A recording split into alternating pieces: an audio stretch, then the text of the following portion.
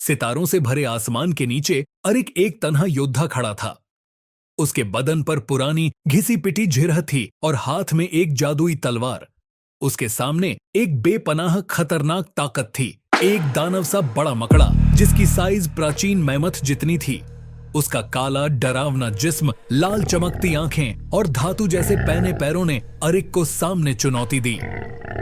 अरिक की आंखों में डर की जगह हिम्मत थी। जैसे ही मकड़ा उस पर हमला करने के लिए झपटा, अरिक ने झुककर उसके वार को नाकाम किया। उसकी जादुई तलवार चमकी और उसने मकड़े की धातु जैसी टांग पर वार किया। तलवार की चिंगारियां रात के आसमान में उड़ने लगीं।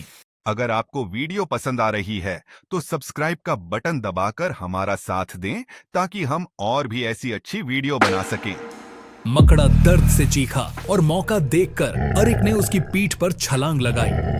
दानव मकड़ा अब अपने आप को बचाने के लिए बेतहाशा हाथ पैर मार रहा था, लेकिन अरिक पूरी ताकत से ऊपर चढ़ता गया। उसके बर्बाद हो चुके जिरह की चमक सितारों की रोशनी में दिखाई दी। आखिरकार अरिक ने मकड़े के सिर के करीब पहुंचकर अपनी जादुई तलवार उठाई और पूरे जोर से वार किया। मकड़ा जमीन पर गिर पड़ा, उसकी आंखें बुझ गईं। अरिक थका हुआ लेकिन फतेह के साथ खड़ा था।